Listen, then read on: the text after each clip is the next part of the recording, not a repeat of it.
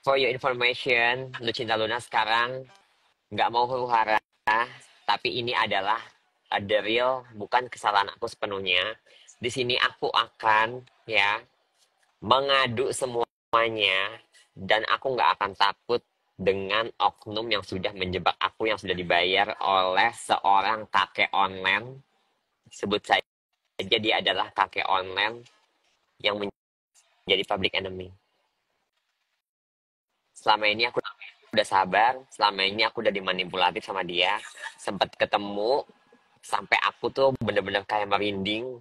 Karena jiwa aku tuh ngerasa kayak, aku udah yakin dia yang ngejebloskan aku. Dia yang menjebak aku.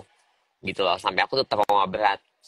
Tapi aku akan calm down, calm down, calm down. Terus dia tiba-tiba memanipulatif aku. Itu aku kejadiannya ingat banget waktu ada acara Kak Sela Sokia. Selasokia.co yang pameran baju. Ya aku dipertemukan. Itu aku hampir berantem.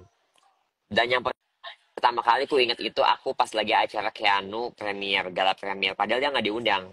Sedangkan Keanu aja mengundang dari pribadi akunnya sendiri. Dan aku di situ aku nanya ada siapa aja gitu, karena aku benar-benar ngerasa aku udah nggak mau ketemu sama dia dan aku udah nggak mau berurusan sama si kakek tubang itu ya. Aku panggil dia seorang Beyonce karena dia nggak suka melihat anak bibit anak bibitnya itu unggul, sukses dan mendapatkan Grammy Award. Kalau aku nggak mengucapkan terima kasih sama dia, takutnya aku napa-napa. Akhirnya benar kejadian kan, aku dijebloskan, dijebak.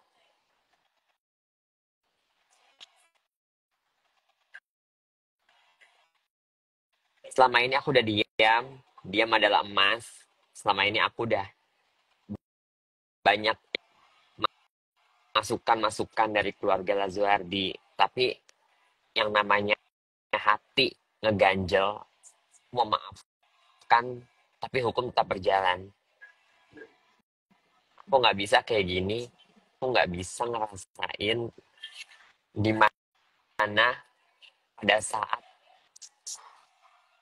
kayak dia tuh udah aku anggap kayak kakak aku pada saat sebelum aku kenal Harley ya. Kalau sama Kak Jevanga aku udah kenal pada saat waktu aku pengen jadiin trainer di Moonlight di situ.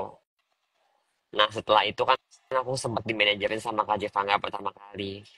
Dan yang kedua, akhirnya pas aku berkenalan sama si Kak Diva pada saat itu sebelum menjadi Adelina Isa Zega.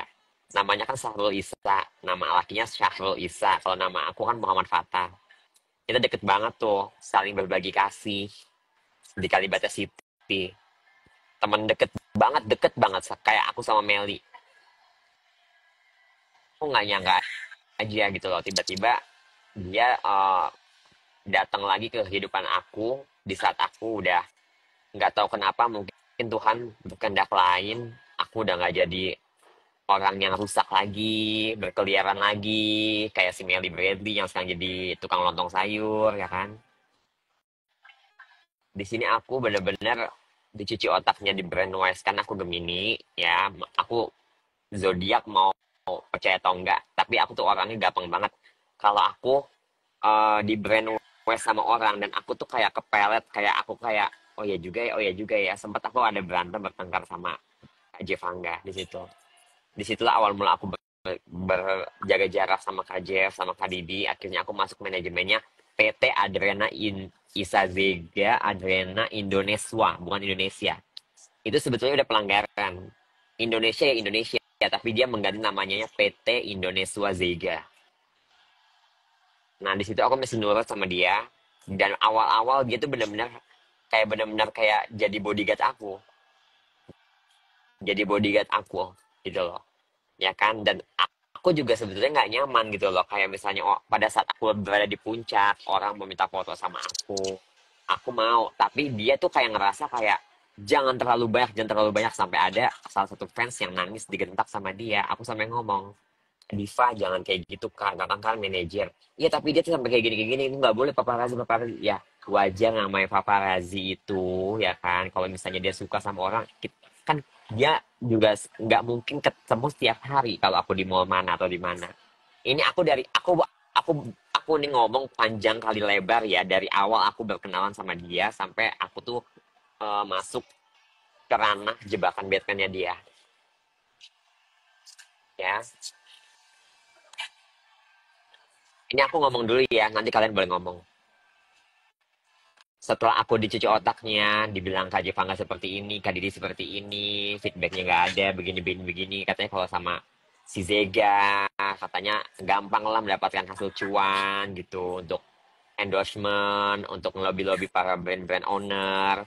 Sampai aku pun ya kan belum dikenalkan sama waktu MS Glow masih berdiri. Maaf ya, aku sebut namanya Kak Sandi Purnamasari dan waktu pada sama Rani masih bersatu. Itu kan pada puncaknya itu kan dia baru awal karir. Dia pakai aku sebagai uh, memodalkan aku untuk video klip di Rusia. Ya, di situ dia nggak ada omongan tentang open pembayaran. Ya, dia di situ cuma ngomong di awal, iya nanti kamu aku potong segini ya. Dia nembak. Karena kan dia bilang katanya aku yang nyari dana. Dia nembak. Pokoknya potongannya gede banget. Dan aku bilang begini, mah kita di Rusia, Kadifa kita di Rusia itu jangan lama-lama ya, karena aku nggak tahu, aku belum pernah ke Rusia. Dan kita kan bawa 6 orang, bawa Ika Ical sebagai foto videografernya sehari ini waktu itu, karena kan dia bagus banget waktu itu kan, belum pernah kenal Arli. Bawa Stasia Buar waktu aku mesti berteman ya kan, bawa anak-anakannya si Dede Satria yang akhirnya udah mengembangkan karena dia udah dibukakan mata batinnya. Dede Satria itu orangnya baik aslinya, tapi dia karena mungkin ada rahasia yang bikin Dede tuh kayak takut banget sama dia gitu. Aku selalu setiap kalau dia berantem aku selalu misahin. Nah, jadi seiring berjalannya waktu, setelah berkenalan sama Kak Maharani ngomong semua muanya tentang keuangan, tentang apapun itu, tentang video klipnya dan lain-lain, dan aku shock dong apa yang terjadi. You know what ya, kalau uang itu sensitif. Uang itu sensitif. Dia sakit hati karena apa yang waktu Kak Maharani kasih uang ratusan juta untuk modal video klip aku ke Rusia, Moskow, sampai Saint Petersburg itu gede banget dan dia mengasih aku ya pokoknya segitulah. Itu aku ngerasa kayak ini beda banget, manajer aja tuh nggak sampai segitunya untuk ngambil aku gitu loh. Aku yang bekerja, aku yang kedinginan lagi musim salju, sampai aku bela-belain Jakarta Bandung untuk fitting baju di tempatnya si Gagan Gagan Permana, aku inget banget ya. Aku udah mempersiapkan karena aku kalau misalnya bikin konten itu aku selalu niat, oke. Okay? Nah, seiring berjalannya waktu Kak Maharani ngomong semuanya, di situ aku langsung jelek, aku jelek banget, jelek. Aku pengen ngomong sama Kak Maharani nggak enak, takutnya nanti Kak Maharani yang ngomong ke Vega, jadi udah pendam aja, kalau bilang nggak apa-apa, anggap aja sedekah, aku bilang gitu. Tapi aku berpikir kalau dari Kak Maharani begini, gimana sama nanti para brand owner yang lain? Aku nggak mau kayak gitu. Nah, aku ngomongnya baik-baik pada saat aku lagi sama ex ex my boyfriend ya, si Abbas ya. Aku sekarang udah baikan juga sama dia, sama JJ Story juga. Aku udah baikan. Aku udah nggak mau ini lagi masa lalu, udah semua. Karena aku udah lupain semuanya. Tapi kalau sama si kakek ini, demi Allah Rasulullah aku kecewa. Dia udah memanipulatif dan dia juga pada saat ketemu di sensi ya itu aku udah gemeteran tau nggak? Aku udah gemeteran, aku udah mikir, aduh dipermalukan lagi aku udah dijeblosin, aku udah dijebakin. Tapi aku belum punya bukti yang konkret gitu loh untuk semuanya ya kan. Terus tiba-tiba dia deketin aku, bisikin aku, Lun, maafin Mami. Mami itu ya sebetulnya sayang sama kamu. Tapi kamunya menjauh. Udahlah yang dulu. Yang sekarang. Asal kamu tahu ya, yang ngelaporin BAP kamu itu sebetulnya Gandhi Fernando. Gandhi Fernando, Mister Pajean. Tahu kan Gandhi Fernando? Gandhi Fernando tahu kan? Yang selalu bermain sama Yusuf Hendratno, teman baik aku dulu di Pakubuwono Teras. Aku sebutin lagi, yang ngelaporin aku Dari mulutnya sendiri Isa Zega, dia bahkan bestie banget tuh sama Isa Zega tuh. Gandhi Fernando dari mulutnya. Itu waktu di acaranya Pak Ridwan Kamil lagi launching R1 Skincare Bu Heni Sagara. Ya udah dong, namanya hati aku ngerasa oh ya udah. Terus tiba-tiba dia ngomong gini, Neng, buka don, unblock mami gini. Hatiku masih ganjal. Aku bilang begini, Mam, kita udah baikan ya udah cukup sampai sini. Ya, aku itu pas pada saat pulang dari penjara, aku itu udah blok mami, Gaby Vesta, semua-muanya Melly Bradley, semuanya Stasha Bar, dan aku udah report. Jadi kalau udah blok dan report, itu udah nggak bisa lagi untuk dibalikan. Oh iya udah nomor telepon kamu aja. Mati dah gue. Terus aku bilang, ya udah nanti dia aku DM aja deh pakai ini pakai punyanya. Enggak sekarang aja dia maksa aku. Tapi untung pada saat itu aku ditolongin sama Bu Hida yang punya NC Beauty Skincare. Aku langsung pindah tempat duduk. Allah Akbar, Allah masih sayang sama aku. Ya kan, sampai aku sama Bu Hida aja pergi ke atas makan, diikutin, dikintilin.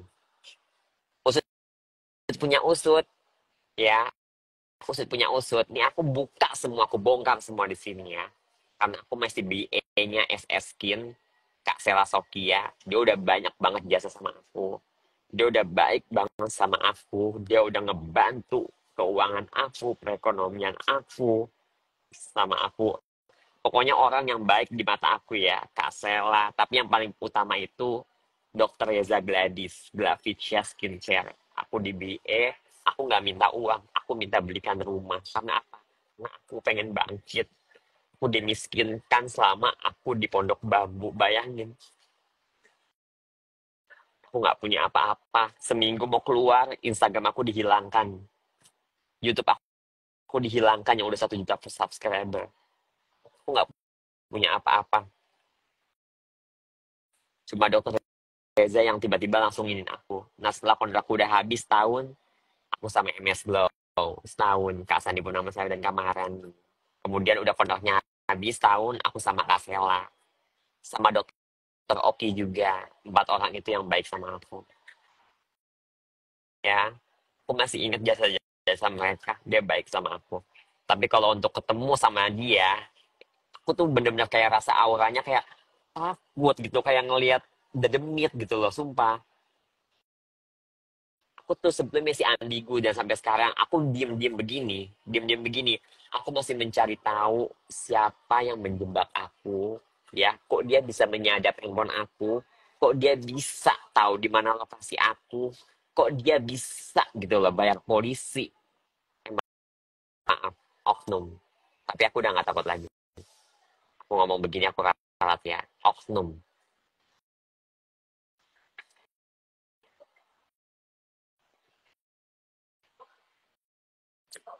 Aku happy-happy di Bali holiday, ya kan? Karena kan aku capek banyak endosan di Jakarta.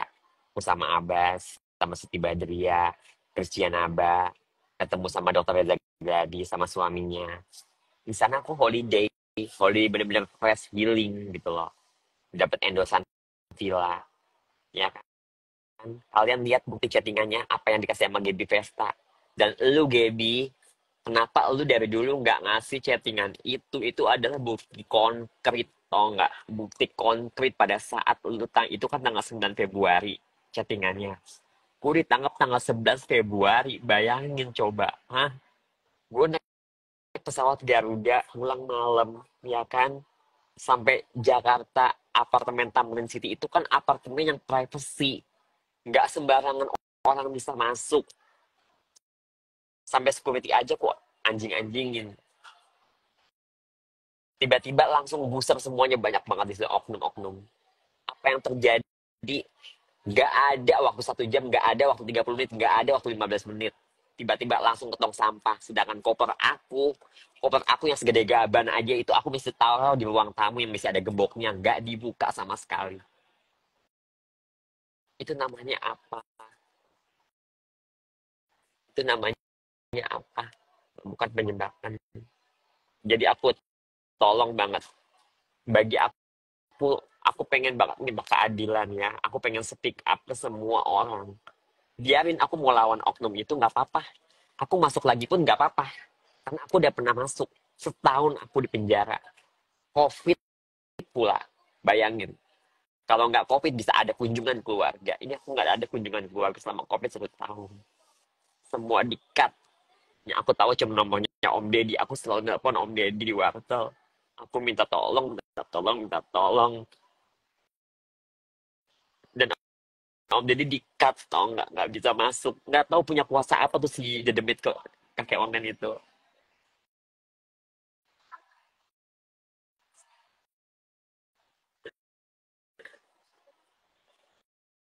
Masa pada saat aku digerebek itu sekitar jam 2-an. Ya, aku bangun. Aku lihat, apa ya, aku ada security. Aku buka. Setelah dibuka, tiba-tiba langsung rame. Banyak banget. Aku tak terhitung lah. Oknumnya ada berapa banyak. Dan yang kutandain itu adalah, yang BAP aku adalah Ilham Muharom dari Polres Jakarta Barat. Dan kanitnya itu adalah Alan.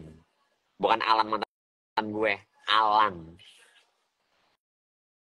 Ya kan? Dan tiba-tiba langsung ke tong sampah. Dan tahu apa yang terjadi? Kamu gak kooperatif. Ambil nggak itu barangnya? Saya nggak mau ngambil. Itu bukan punya saya. Aku lagi sama Abbas. Sama adiknya Abbas. Sama adik iparnya Abbas. Semuanya sudah ngambil. Nggak ada yang mau.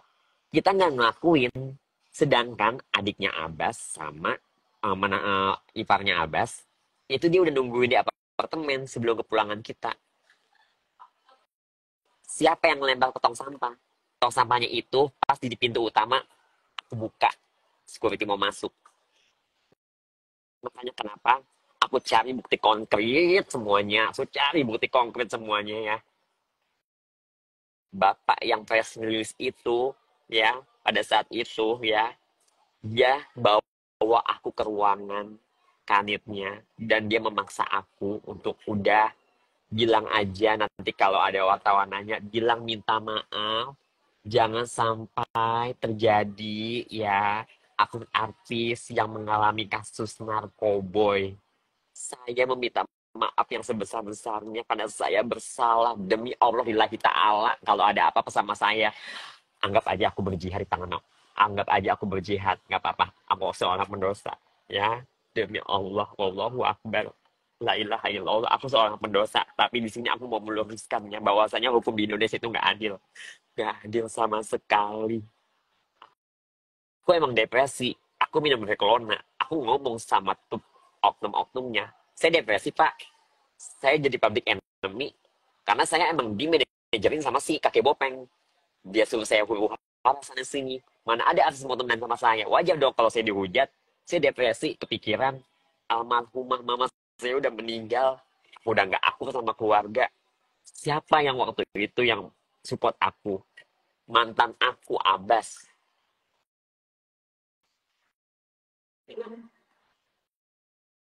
Disitulah pada saat press release aku dibuka nama detail aku, semuanya file-file aku, pengadilan aku, mereka tumpengan.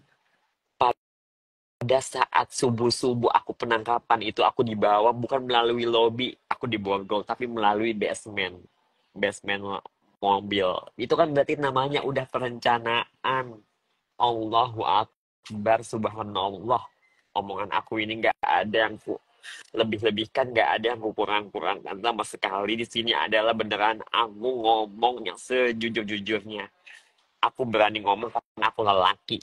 Biarin aja mau aku dipukulin ke mau apa bodoh, yang penting intinya aku ngomong jujur. Aku emang pendosa, tapi aku nggak mau bohong. Aku udah berjanji pada diriku sendiri, setahun aku di penjara. Aku belajar semuanya, belajar tentang semua. Oh begini ya hukum di Indonesia. Banyak korban salah tangkap, banyak korban tukar kepala. Oke, aku belajar itu semua. Dan sekarang terungkap semuanya. Makanya buat Gaby, lu kenapa lu dari awal, kenapa lu nggak ngasih tau gue pada saat gue keluar dari penjara. Gue podcast sama Om Deddy tuh gue pengen ngomong semuanya, tapi gue nggak punya bukti, karena gue masih ambigu. Sempet setelah podcast yang kedua, pas podcast pertama, setelah itu, Om Deddy ngajakin podcast kedua. Karena apa? Dia mau ngebantuin aku. Dia mau manggil kepala BNN dan semua propam-propam agar apa? Semua oknum-oknum yang ngejebak aku itu biar diusut semuanya. Wallahi lillahi ta'ala. Tanya Om Deddy kalau nggak percaya. Dia mau ngebantu aku. Gimana kalau posisinya kayak aku di kalian, tau nggak? Aku udah di bawah naungan Isa Lega. Cuma gara-gara perkara aku tuh keluar hengkang. Itu pun juga aku keluarnya baik-baik. Tiba-tiba aku balikan lagi. Sama aja. Pangga sakit hatinya dia bukan main. Dia mau menghancurkan aku dengan segala cara. Dia berkumpul sama Gaby Pesta, berkumpul sama Melly Bradley. Hah?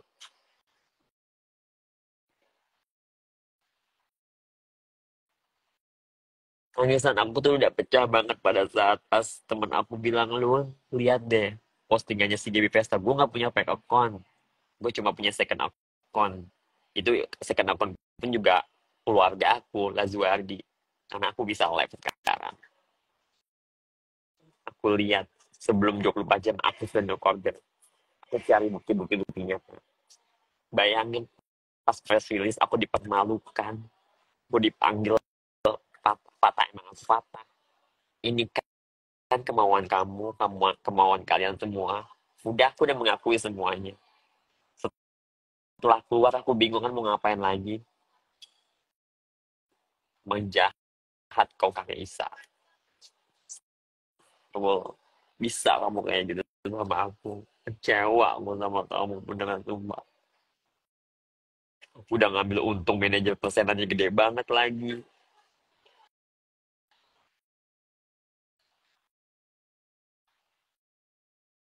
Sempet baikan sama dia. Malah aku yang menyodorkan diri untuk meminta maaf padahal dia sendiri yang ngejebak aku. Kurang tulus apa aku sama dia. Seorang bencong, seorang waria tua ngejebak aku, tapi aku dengan sendirinya tulus aku minta maaf padahal dia sendiri yang ngejebak aku. Aku mohon banget ya, kalau emang masih ya Pancasila itu berlaku, aku mohon sila sila yang kelima, keadilan sosial bagi seluruh rakyat Indonesia, tolong aku diadili. Aku pengen kupas tuntas, aku pengen up lagi, aku pengen usut lagi. Siapa dalam semua ini? Aku udah maafin Sadega, tapi hukum harus tetap berjalan. Dan aku sakit hati sama oknum yang udah menggebrak meja aku. Dan aku harus dipaksa ngaku. Aku di BAP hampir 12 jam, 24 jam. Dia bilang katanya BAP-nya, kamu harus ngaku. Nggak bisa, orang bukan punya aku. Ayo kita ke sidik jari, susah amat sih. Sidik jari siapa itu yang nyaro? Itu udah perencanaan namanya. Wallahi, itu udah perencanaan. Udah perencanaan. Kenapa aku minta berkali-kali sidik jari, nggak ada yang mau. Nggak dibolehin. Semuanya. Polres Jakarta Barat. Dan kenapa secepat itu aku dipindahin ke Polda. Dari Polda aku langsung dipindahin ke Pondok Bambu. Kelas 1. Bayangin. Karena apa? Biar supaya mungkin aku bakal giring opini. Pas pada saat P21. P21 sidang pertama. Laki-laki gendut itu datang. Ilham Muharram yang BAP-in aku. Dia bawa semua kartu kertas kosong, ya kan? Dan dia BAP ulang aku yang kedua kali. BAP aku yang kedua kali oknum itu Ilham Muharram. Baik-baikin aku dan dia bilang katanya itu udah dari keputusan dari Abbas, dari mantan manajer aku. Ya udah kalau emang baiknya kayak gitu, aku dipaksa untuk mengakui aja agar supaya hukuman aku ringan. Aku nggak mau di situ. Tetap aku dipaksa karena lusa aku udah sidang. Dan ini juga nanti pas saya 112, bukan 114. Bayangin nggak? Aku dari awalnya bodoh, aku jadi pinter masalah tentang pasal-pasal.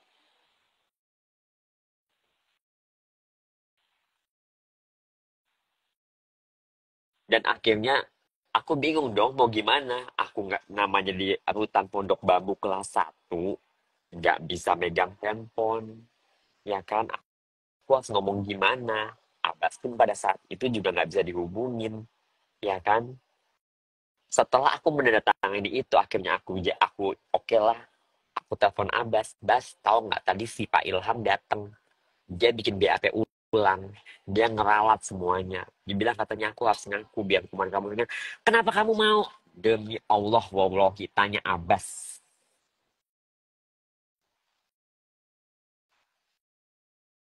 Insya Allah.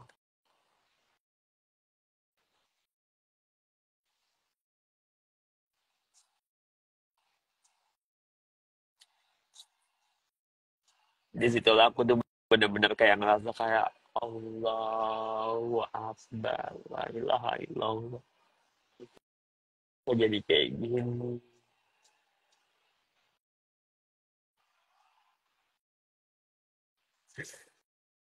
Sampai aku sidang tuh berlangsung selama 7 bulan, tau nggak? Kenapa sidangnya aku lama sampai 7 bulan? Aku nggak ngaku, emang bukan milik aku. Malah aku nyodorin bilang, Pak Hakim, tolong sidik jari, sidik jari. Tes urin aja aku negatif, tapi aku positifnya benzo karena emang aku depresi. Coba kalau kamu minum tolak angin, paramek, minum obat-obat yang di warung, itu kan ada ingredientnya tuh ada benzonya juga. Kenapa aku ditangkep? Kenapa aku dijebak? Kenapa aku dipendem selama setahun? Bayangin. Dan juga oknumnya itu yang nangkep aku itu kan banyak menjadi saksi. Semua pertanyaannya beda-beda. Dibilang katanya ada yang di tong sampah tapi di bawahnya. Ada yang bilang katanya di tengah-tengah tong sampah pas duduk-duduk ada di situ ineke-nya alias ineknya, ekstasinya. Dan satu lagi bilang katanya ada yang paling di tong sampah paling atas itu ada kardus Indomie tuh habis masak mie kali pas dibuka itu ada butiran-butirannya. Demi Allah, wallah nih aku cuma bisa kalian lihat kan pada saat aku waktu Zoom meeting kalau aku sampai ini nggak terjadi corona, kalau sampai nggak terjadi corona ya, face to face aku sama Hakim bisa melihat sendiri muka atau wajah aku. Ini karena kursus posisinya aku di Pondok Bambu, sidangnya sidang Zoom, sidang online, sinyalnya error. Bagaimana aku bisa mengungkapkan semuanya gitu loh. Tahun 2020 adalah masa titik terendah aku, titik terendah aku. Aku dijebloskan, dijebak, tau nggak? Sama seorang sang mantan manajerku sendiri. Salah aku apa? Salah aku apa? Lu boleh hina gue, lu boleh injek-injek gue, lu boleh ngapain aja. Tapi jangan kayak gini caranya. Lu iri banget, lu syirik banget, tau nggak? Lu nggak mau ngelihat mantan anak lu, anak didik lu tuh sukses gitu loh. Gue juga punya kehidupan, mimpi gue udah hancur, aib gue udah kesebar, gue difitnah, mental gue udah rusak, gue sakit jiwa tau gak? Gue sakit jiwa tau gak, setiap sebulan sekali asal lu tahu nih obat biar gue gak stres kalau gue dihujat. Lihat,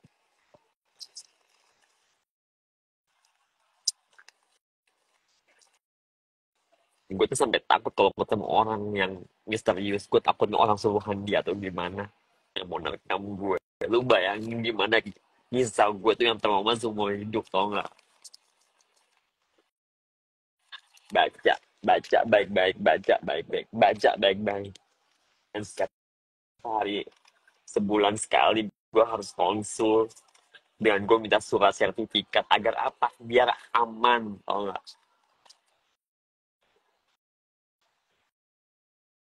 Gue selama ini sebetulnya nggak mau speak up tapi setelah si Gaby Vesta ngasih tahu bahwa tanya si manusia laknat itu yang menjebloskan gue, yang menjebak gue. nggak ada ampun. Gue udah positif vibe selama ini. Gue udah berbuat baik selama ini, tapi untuk masalah keadilan sosial bagi seluruh rakyat Indonesia, gue nggak bersalah, tapi kenapa hukuman gue 1 tahun? Gue nggak bersalah, tapi kenapa gue dipendem 1 tahun dan gue dibawa ke rutan dengan status gue itu kena benzo, depresi. Bayangin coba.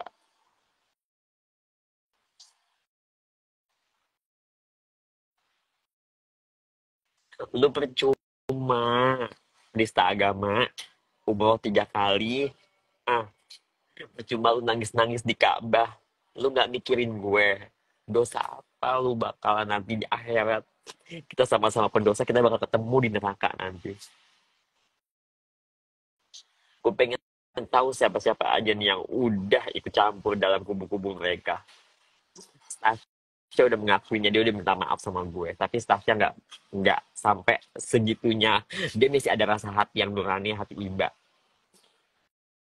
JB pun juga sama, dia ngerasa dia nggak tahu apa-apa, tiba-tiba pas tahu dia diralat supaya dia tuh biar followersnya naik, biar supaya dia tuh kan ngerasa dia menang. Apa sih powernya gue tuh apa? Gue tuh nggak punya power, gue tuh sama-sama manusia kayak kalian. Mungkin bidang gue atau talent gue, orang tuh suka sama gue, suka sama kualitas kinerja gue. Tapi kenapa gue dijahatin pas pada saat gue berada di puncak-puncaknya, tau nggak? Sampai gue tuh udah dikontrak TV, tau nggak? Pada saat itu tiba-tiba gue bless, jahat, tau nggak?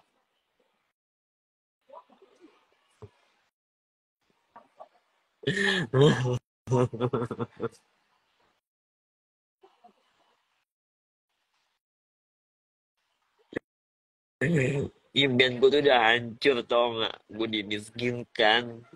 Ah, lu kira kehidupan di hutan itu emang gratis? Gue bilangin ya, kehidupan di hutan itu, gue berteman sama Roro Fitria, Vitalia Sesa, Ray Utamu, ya. Kita saling kok sharing-sharing. Pada saat Vitalia Sesa dipindahkan ke Tangerang, dia tiba-tiba udah pulang duluan. Gue sedih, kok Vitalia Sesa udah pulang. Segampang itu ya, kenapa gue belum? Kok Ray Utami udah pulang, segampang itu kenapa gue belum? Kok Roro Fitria udah pulang?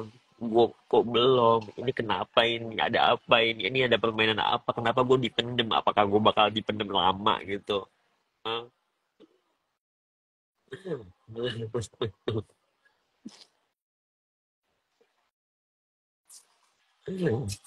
Kalau emang gue punya salah sama lu Zega, Kak Diva, gue tuh masih menghargai lu sebagai kakak gue pada saat kita zaman-zaman dulu main dubsmash bareng, ya kan, berbagi pacar bareng pada saat itu di Kalibata, ya kan.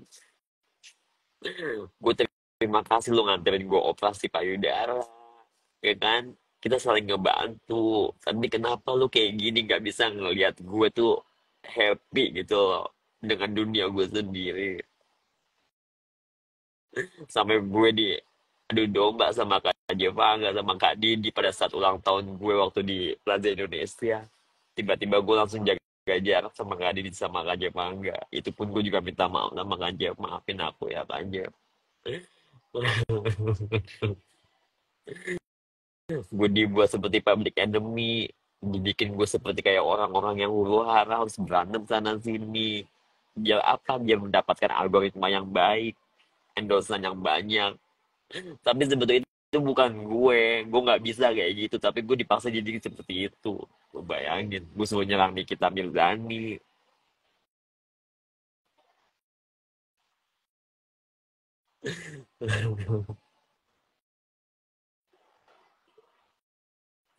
Kalau gue punya salah sama lu bilang gitu loh. Tapi nggak kayak gini caranya Diva Zega. Diva Zega, gue kenal lu dari zaman Diva Zega. Lu jadi BA-nya Sabun Amorea. Lu emang emang punya impian pengen jadi artis, tapi kenapa pas pada saat sama-sama kita punya mewujudkan impian untuk jadi artis, apa karena gue lebih unggul dari lu pernah bilang sama gue, udahlah mami di balik layar aja, mami jadi manajer kamu aja, tapi kelihatan busuknya, lu pengen lebih unggul dari gue. Udah, udah, lu sekarang udah lebih terkenal dari gue seluruh dunia loh. Terkenalnya apa? Nista agama. Gue muslim, gue pendosa, ya. Tapi gue nggak berani ke tanah suci. Gue mau hormati. Demi Allah Rasulullah kan kita waktu di tanah suci sama Kasela Sokian nelpon gue pas pada saat Kak Sela bikin travel. Luna mau nggak ikut? Aku sampai ngomong sama Lil Speaker sama Kaniki sama si Bunda. Aku mau, tapi aku mau pakai ihram aja. Karena semua orang Indonesia sudah tahu dan aku juga pasti nggak mau dong dampaknya nanti apa yang terjadi. Tiba-tiba blek, slek, kaget aku tuh Ustaz Vega yang datang. Aku loh brand ambassador kesayangannya Kak. Ya aku sangat menyayangkan aja sih gitu loh. Setiap kinerja aku, konten-konten aku selalu boost trending. Aku jadi patung kemarin sampai aku di komplain sama pihak gedung. Itu di TikTok aja tuh yang menjadi aku jadi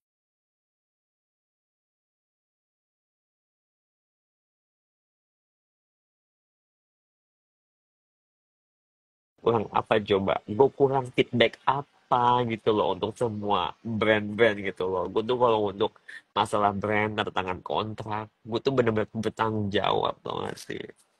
Inilah kenapa, kenapa di saat kayak gini nggak ada yang mengundang gue podcast ya gue udah mencoba ngetek Om Deddy.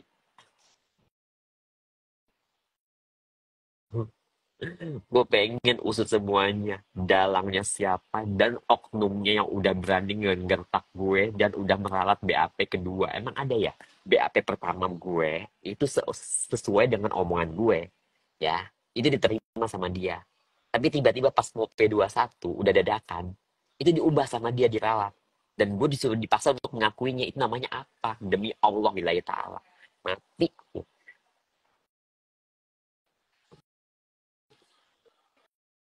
Habis pikir ya Allah, dunia ini, hukum di dunia ini benar-benar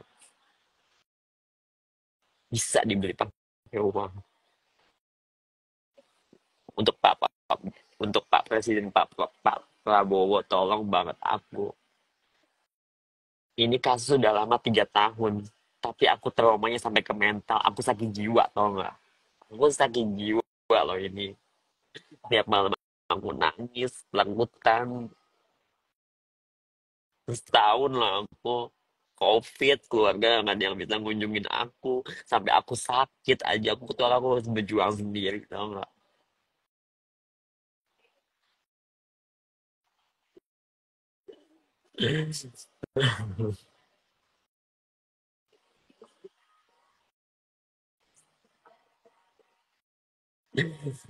Lu udah puas kan Sarul? Udah puas kan Kak Diva sebagai kakak gue yang dulu? Tapi gue kecewa sama lu, sumpah demi Allah gue kecewa. Dan apa bener yang ngelaporin itu Gandhi Fernando? Kalau misalnya nggak bener berarti lu mengkambing hitamkan, lu cuci tangan. Karena Gandhi Fernando itu adalah bestie lu.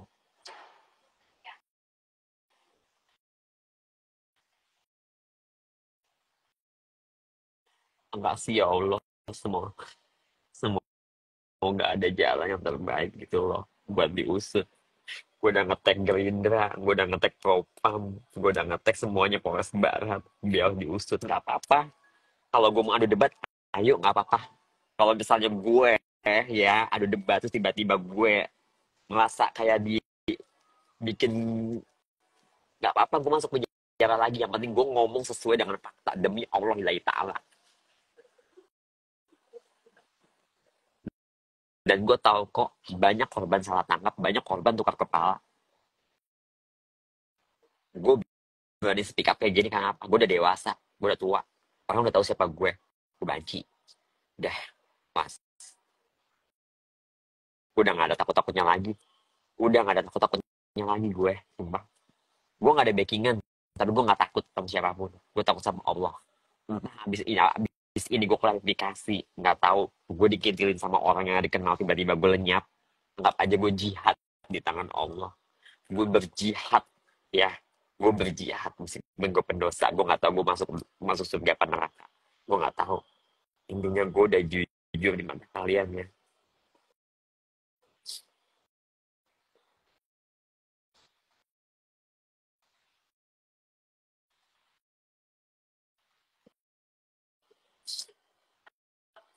Gue sekarang sama lawyer gue, sama Kak Didi, Kak Mas Bangga. Lagi mau ngusut lagi, gue mau ngelaporin semuanya. Biarin aja. Sama oknum-oknumnya itu, Ilham Muharram.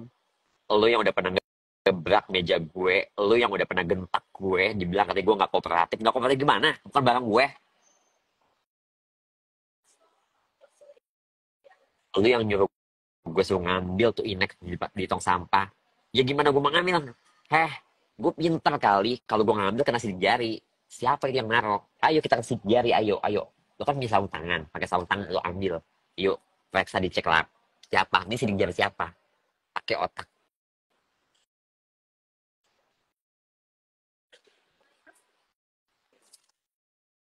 Dan gue sangat menyayangkan aja sih sebetulnya. Pas gue denger tiba-tiba si Bopeng itu jadi BS kosmetik. Allahu Akbar. Mana gue jadi BS skincare.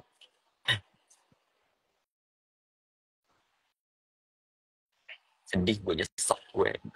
Pasti kalau ada acara ketemu sama dia, gue nggak bisa gue fake depan dia, tau nggak? Hati gue udah tahu yang sebenarnya dia yang ngejebak gue.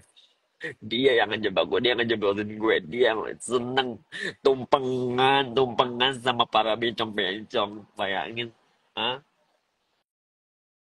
tumpengan, tumpengan lo, dia lo pesta lo di saat gue masuk penjara. Dan polisi belum press release aja, ya. Itu si Sarul Bopeng aja, itu dia udah bikin story. Ayo buat pet promote, ayo buat para endorse. Mami mau naikin 10 kali lipat, ada berita heboh nanti. Nanti akan berita heboh. Itu namanya apa? Polisi aja belum ada berani. Oknum aja belum ada yang berani ngerilis gue.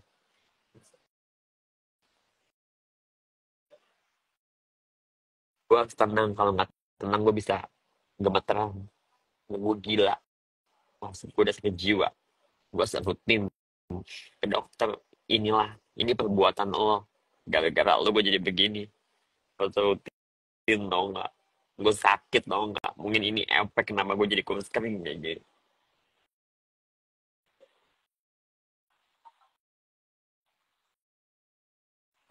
Dan gue nggak tahu kenapa akun resmi gue udah setahun ini gue nggak bisa live. Kalau gue live ini mungkin viewernya udah ratusan kali. Ini karena gue nggak bisa live. Ada nggak sih orang IT yang bisa bangunin lagi supaya gue bisa live Instagram di akun resmi gue yang centang biru? Sedih tau nggak? Coba kalian pikir, bayangin orang yang nggak salah, ya, orang yang nggak mempunyai barang ekstasi, tiba-tiba dipaksa untuk mengakui dan dipenjara selama setahun. Bayangin coba, harta gue habis, gue jual semua itu pada puncak-puncaknya gue, tau nggak? Sampai tiba-tiba langsung gue diganti, gue udah kontrak 6 bulan pada saat itu. Tuh bayangin, bener-bener gue dimiskinkan tau gak. Tapi ya Allah nggak tidur, gue nggak mau mengotori tangan gue. Lambat laun dia bakal tahu, bukan gue lawannya. Gue percaya sama Kaniki, gue percaya sama instansi-instansi hukum di Indonesia. Meskipun gue benci sama oknum-oknum yang udah ngejebak gue ya, tapi pasti masih ada. Hukum Indonesia itu juga pasti ada yang benar-benar membela keadilan. Tolong adil ya, tolong buka kasus aku lagi. Tolong kepala BNN, kalau kalian kasihan, kalau kalian menonton ini, atau kalian dari saudara kepala BNN, tolong sampaikan, tolong di-share, tolong disebar luas. kan aku nggak terima, aku kecewa, dan aku sampai saat ini menderita penyakit mental kayak gini gara-gara siapa? Gara-gara junjungan kalian loh.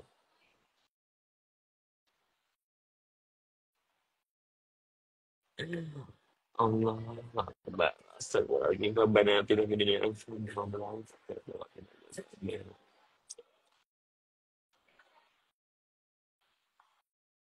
Kenapa sih yang terjadi sama gue itu orang terdekat gue sendiri gitu loh. Orang terdekat gue sendiri. Syahrul Isa alias Adrena Isa Vega. Dia yang bikin gue seperti ini.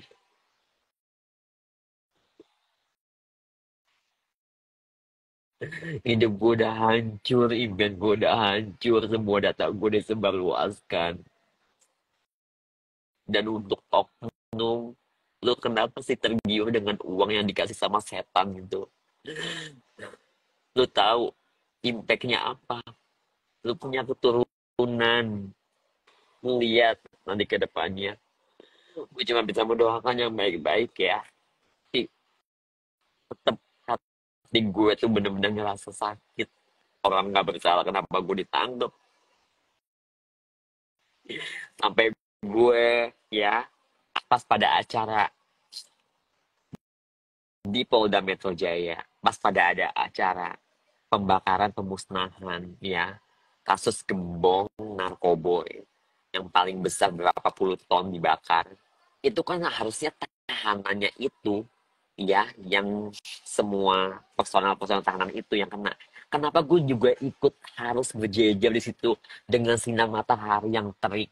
Gue harus berdiri di borgol pakai baju orang, pakai topi, gue nunduk. Dan di situ ada artisnya, ada miss-missannya. Gue inget banget ada Okan Cornelius, ada Angel Karamoy, ada Cika Jessica. Gue di situ dipajang kan apa masuk TV Metro TV. Puas. Gue cuma bisa nunduk. Gila ya. Gue dipermaluin kayak gitu. Hah? Gue sama ini udah cukup sabar tau.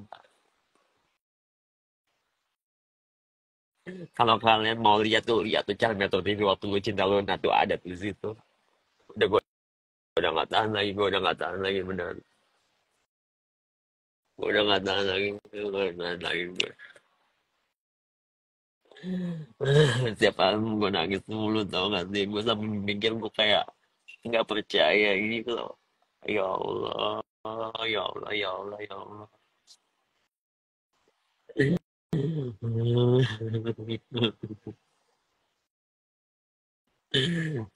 Cuma doa aku satu, ya Allah ungkapin lagi kasus gue, buka lagi kasus gue kayak ini. Gue nggak bersalah, nggak sepenuhnya bersalah. Oke lah kalau benzo gue bersalah, tapi lihat dong, kayak obat-obat warung juga pasti kan ada benzonya. Oh enggak, tapi kenapa gue dipendam sama lu tahu di situ. Tiap pagi gue bangun, gue ngarit pagi, kerja bakti, nyapu ngepel. Lu bayangin tidur di ubin kalau malam hujan itu gak ada hordeng. Lu bayangin selimutnya tipis, gue sampai digigit tomcat. Gue udah ngerasain itu semua. Anggap aja itu adalah penebusan dosa gue. Mungkin waktu gue di luar gue pernah jahat sama orang atau gue sombong. Mungkin pas pada saat gue masuk penjara ini balasan. Mungkin Tuhan mencairkan dosa gue. Makanya gue udah gak percaya lagi sama orang, tau nggak? Kenapa sih dalam pertemanan gue nggak mau lagi percaya sama orang. Biasanya gue kalau nangis kejar kayak gini depan mama, depan oma, depan boy, tau nggak? Cuma karena dia yang bisa ngerangkul gue.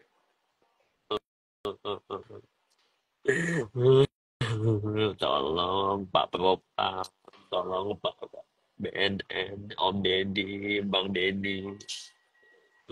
Bunda Maya, tolong yang YouTube-nya gede-gede, tolong bantu aku untuk mengospek semuanya, mengusut semua tuntas. Aku pengen tahu Ilham Muharram sekarang kayak gimana kondisinya. Debat sama aku. 3 tahun aku menunggu semua ini. Anggap aja di film The Glory ya. Anggap aja di film EV ya.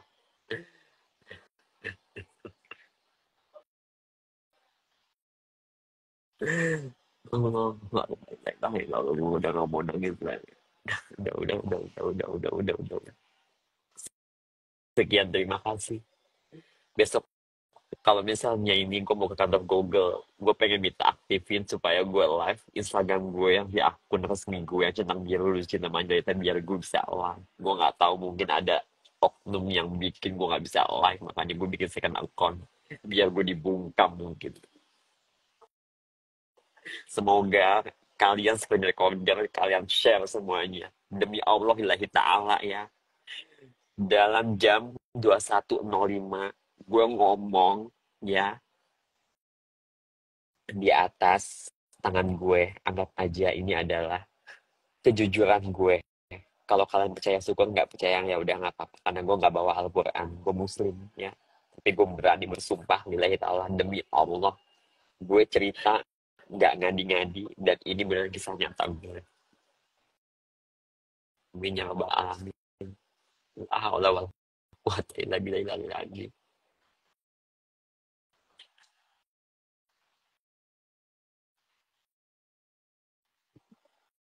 Tolong bantu aku ya. Tolong untuk kali ini bantu aku. Meskipun aku pendosa, nggak pernah ganggu kalian. Tapi untuk masalah kayak gini, ini ada kaitannya juga untuk orang-orang seperti aku kan. Aku banyak banget ngobrol sama napi-napi yang di rutan, yang senasib kayak aku. Bayangin. Coba kalau salah satu dari napi itu adalah anggota keluarga kalian. Kita tidak. Itu aja sih pesan moral. Makanya jadilah orang baik. Prinsipnya baik aja dulu sama siapapun. Mau lu jahatin, inget karma berlaku, roda berputar. Ya, jalur langit masih ada. Bukan kita yang mau harus mengotor tangan. Pasti akan ada sebabnya. Akan ada azab. Terima kasih ya.